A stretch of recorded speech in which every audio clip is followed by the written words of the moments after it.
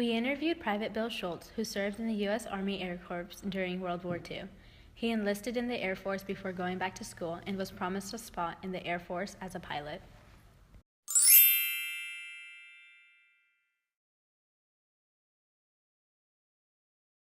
So Private Schultz went back to school in October 1945. The war ended in Europe in May.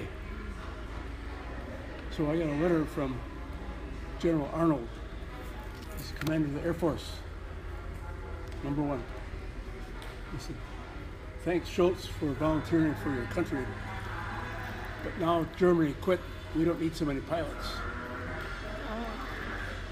So our promise to make you a pilot isn't going to happen. We won't do that. So no pilot training."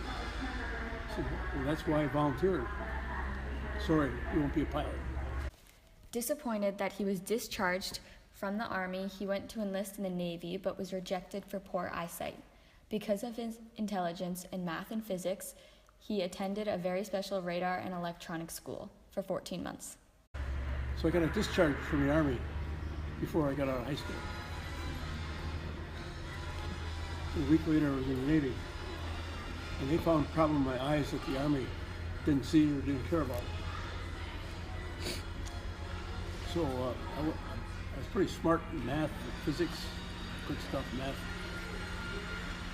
And I went to a special school for radar.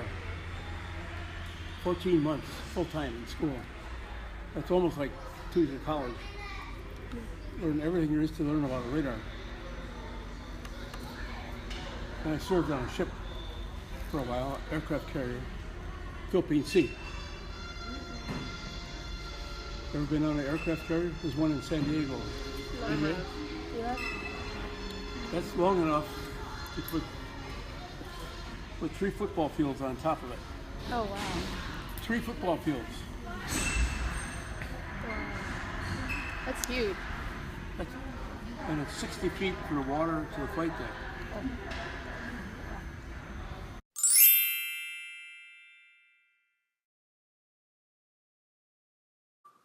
Because Private Schultz wasn't on the battlefield, his scariest experience was when he was stationed on the CV-47 USS Philippine Sea, and there was a dangerous hurricane. He then told us his emergency job during this.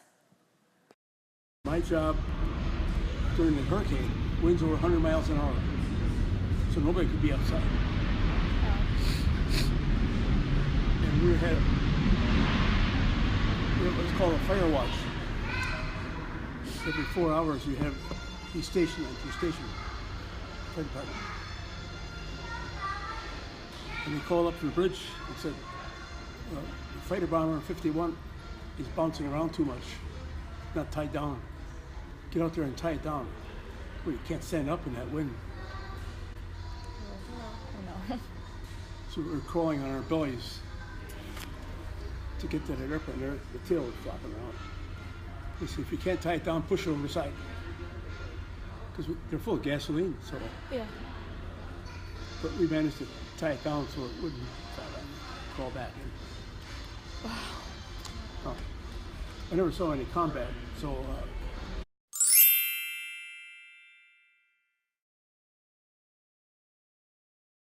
16 million men wore a uniform. Half of them, 8 million, never saw any combat. So for 8 million men, World War II was pretty boring. That's a terrible thing to say.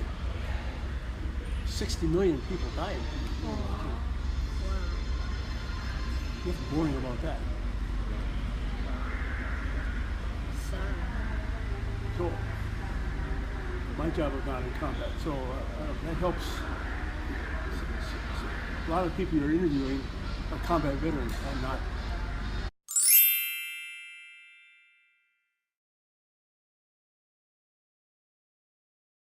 That's a good question. I regret that my eyes weren't good enough.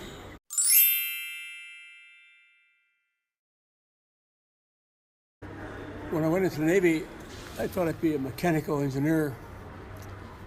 like I hated electricity. You can't see electricity. Mechanical, you can see stuff.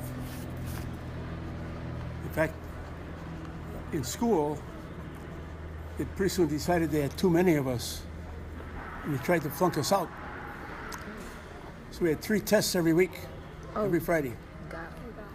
Math, physics, and electricity. If you failed any one of them, you're out. It made you a cook. Wow. You get 100 in math, 100 in physics, 62 in electricity. 62 and a half was passing. Oh. Wow. Schultz, you're out here. So the head of the school, the commander, what's the matter, Schultz? 100, 162. How can that be? You're smart enough to do that, you can't do this? Well, I don't like electricity. A GI Bill is a U.S. Department of Veterans Affairs, which means the government will repay the veterans for their service. Therefore, every month you served in the military, you'll be credited a month of college or university education. For those who served overseas or in combat, they will be given twice the amount.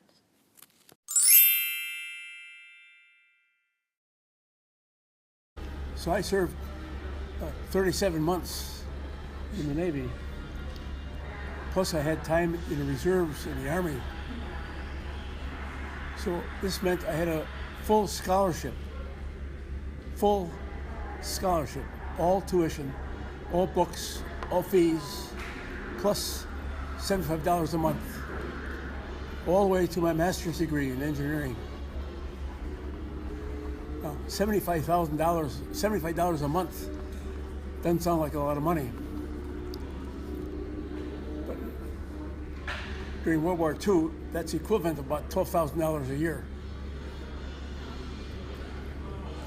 So, as a reward for my military time, the government gave me 5 years of college at $12,000 a year, plus paid all the tuition and books.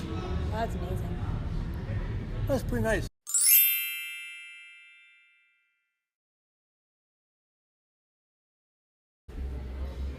I think it told me I was going to be an electrical engineer instead of a mechanical engineer. Mm-hmm. It changed my life, being in the Navy.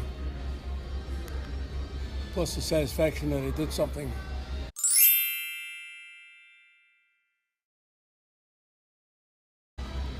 You guys know anything about what the Cold War is? Yeah, we learned about that. Mm-hmm.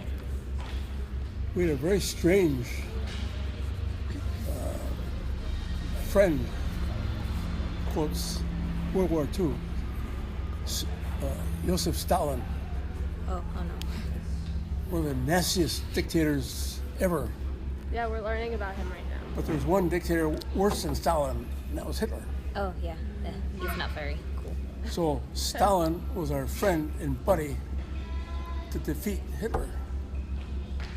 But as soon as Hitler was dead, and all of a sudden Stalin wasn't our friend anymore. And that's when the Cold War came up.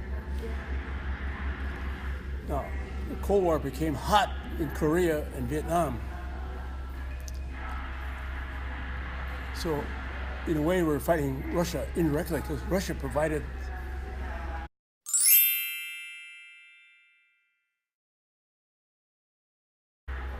And we worked for the Army, Navy, Air Force for weapons for the Cold War.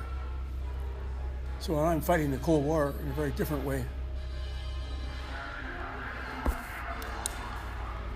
The civilian. But we're designing special airplanes and weapons for the Cold War. So I was involved in the Cold War until 1975, for 20 years.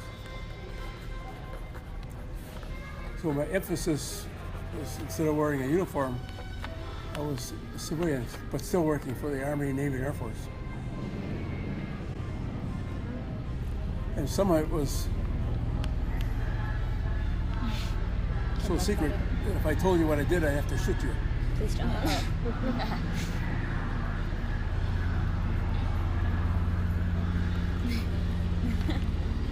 classified stuff. Yeah. And some of that's kind of scary. No, some of it was every time you get in your car, you use two things that were developed at Cornell Lab in Buffalo.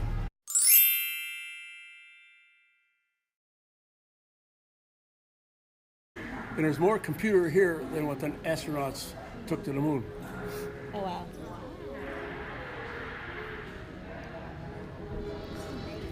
The first IBM computer I worked with as an engineer after my master's degree, the biggest, fastest thing they made, 1953, could do 150 calculations per minute.